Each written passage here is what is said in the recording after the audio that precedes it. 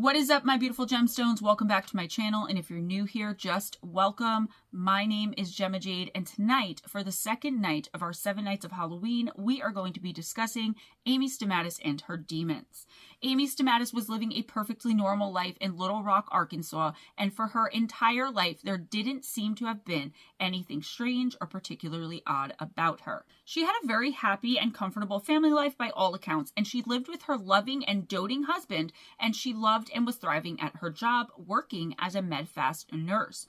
All of this and more were the reasons why her loved ones, friends, family, neighbors, and everyone who knew her were shocked, confused, and devastated when one day in November of 2006, Amy went up to a window ledge in the second story of her beautifully manicured suburban home, sat down, and then scooted herself / jumped off to her death out that window.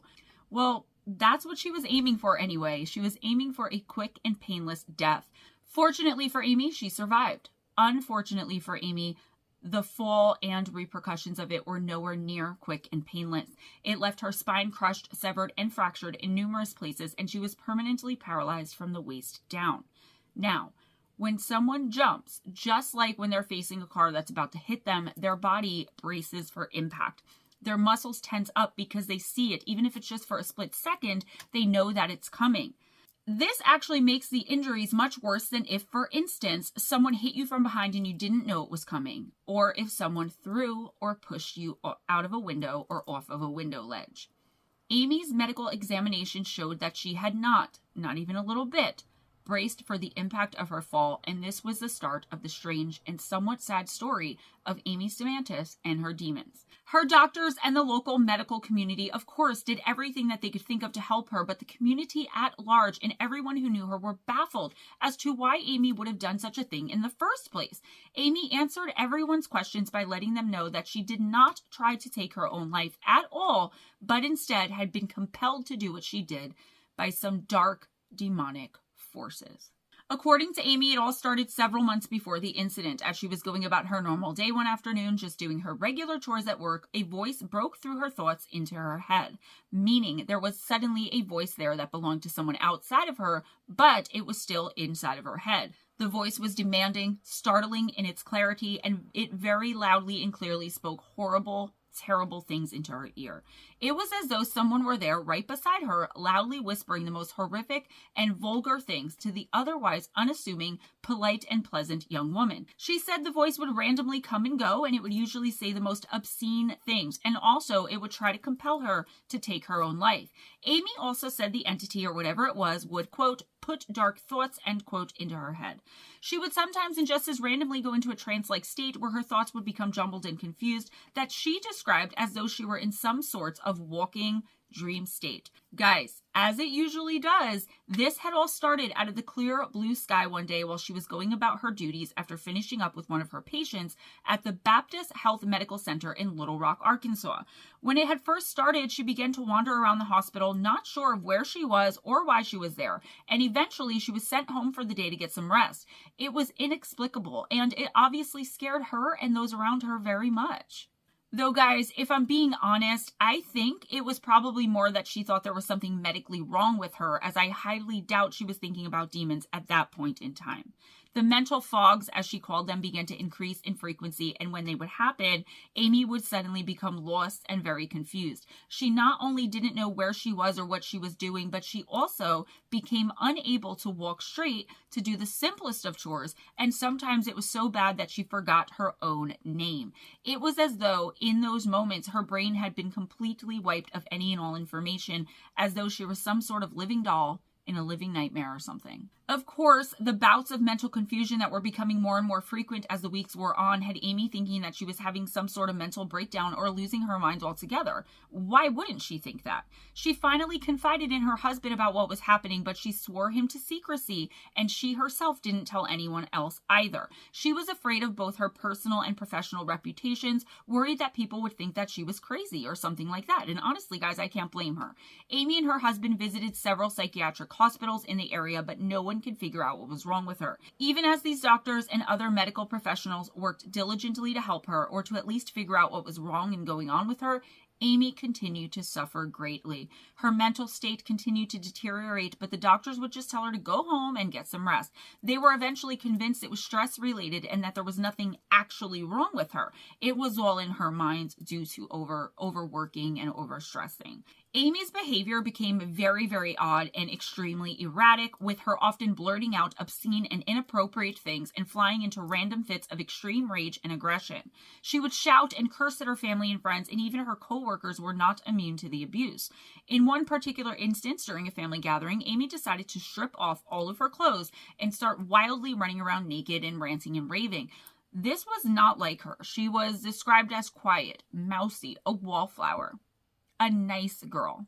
After that crazy incident at the family gathering, she was brought to the Mayo Clinic as a result of that whole ordeal. Located in Minnesota, it was mainly for her to get a second opinion about her mental health and about her mental state. But while she was there, she somehow broke free of the staff, ran to the 8th floor into a window, where she then threatened to jump from it. She suddenly came out of that fit with no memory of what had happened, what she had been saying, doing, or how she got there at all. She didn't know why she was even at the window in the first place. Not long after that happened at the clinic was when she did jump from her own window at home. In light of what happened at the clinic, and armed with all of the information I just gave you after the fact of her eventual jump, the doctors agreed that Amy had been suffering from a very rare condition called porphyria. Porphyria is a chemical imbalance in the brain that causes mental confusion, seizures, and dysfunction of the nervous system. It seemed like they finally had all the answers. I mean, after she was paralyzed, but still, some answers were better than none. However, not everyone was convinced that that was what was going on with Amy Stamatis. While recovering at the hospital after her fateful jump, Amy was visited at the hospital by a mysterious woman named Cindy Lawson, who was a self-professed faith healer. Cindy claimed that she knew what was really going on, and her answer as to what was going on was demonic infestation. She told Amy that she was under attack by demonic forces and that they were trying to eventually possess her. Possession was the end goal. As Cindy explained all of this to Amy, Amy turned to her with a grotesque look on her face and, in a snarling and demonic-sounded voice, a voice that obviously wasn't her own, she said, "Why are you here?" Cindy Lawson later said of the incident, quote, "The Lord spoke to me and told me to go to the hospital to cast the demons out of her. I could feel something churning. I could see the demons. If most people knew it was a demon possession thing, they would seek out that help. But it's hard to convince people that's what's going on," end quote. Lawson had already performed 10 exorcisms throughout her lifetime and her career, and she immediately went about trying to exorcise Amy right there on the spot in her hospital bed. She began by anointing Amy's forehead with oil and issued a prayer and a command for the demonic entities occupying Amy's mind and her energy to leave her immediately and never return. Suddenly, the fog was lifted, Amy's mind was clear, and she felt like her old self again, just like that. I mean, she was paralyzed, but at least mentally she felt like she was the only one inside of her mind again. The voices completely stopped, and so did the episodes of confusion. Like I just said, though, she was still paralyzed. She did not ever regain the ability to walk again, and she's paralyzed to this day. So, this story absolutely begs the question, how could a woman with a seemingly perfect and normal life, and who claimed to have been charmed and happy with everything in her world, suddenly have a breakdown so substantial that she goes through what she went through mentally, then tries to take her own life? Why were there no answers from the medical community? Why, if not demons? The official medical cause of what Amy went through, what happened to her, was basically temporary insanity. Amy herself believes that there was much more to it than that, though. She believes wholeheartedly that something demonic had taken a hold of her. Amy specifically said of it all, quote, "In the medical world, they need to put a name to it. They don't understand because they have never dealt with these types of demons. So how are they going to fight against something that you don't know how to fight, that you don't understand, or that you don't believe exists at all? As a nurse, I would not have believed this if it didn't happen to me. I'd say that doesn't happen today," which is a lie because I lived it, end quote. So guys, I ask you now, what do you all think? Let me know in the comments below, as always, and now I'm going to tell you my thoughts. Amy worked with people who were sick or dying, mainly the elderly. Sometimes there's something about a person on the brink of death that attracts demonic or lower vibrational entities and or beings. That person could have tried to broker a deal at some point in their lives, or they could have just had some sort of demonic attachment themselves that didn't manifest in the extreme way that it did for Amy. Then she tends to these people or to the person I'm referring to in this scenario, and the entity attached sees not only fresh meat, but a wonderfully happy, beautiful, and content young soul that's trying her best to be a good person and do some good in the world. That is like a demon's wet dream. That's all I have for you today, guys. Please give this video a big thumbs up if you enjoyed the content, if you enjoyed hanging out with me, if you enjoyed hanging out with each other in the premiere. As many of you noticed, this video is very, very short compared to my usual 30-minute to 45-minute videos. That's because I had 7 extra videos this week. This is the 7 nights of Halloween, and it's just little clips. Some of them will be longer, though, so please watch every single night until Wednesday, November 1st. That is when the last video for the 7 days of Halloween will be airing. I may do 2 on Halloween night just to end it there, but you got to keep watching. Make sure you're subscribed, and more importantly, make sure your notification bell is turned on so you are notified when these videos come out.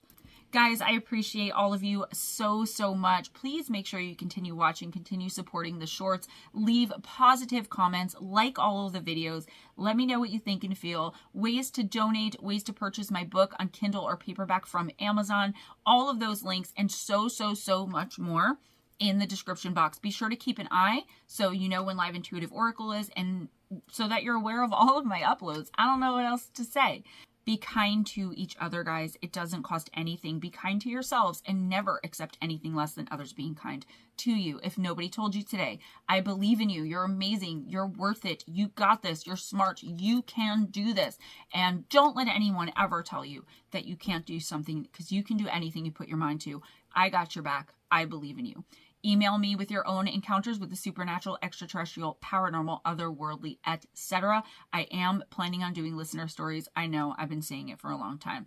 I'm forgetting a lot of things. I'm missing a lot of things, but I wanted this to be just a fun, quick clip video, and I hope you guys enjoyed yourselves. Always go in grace. Smile at a stranger. Happy Halloween.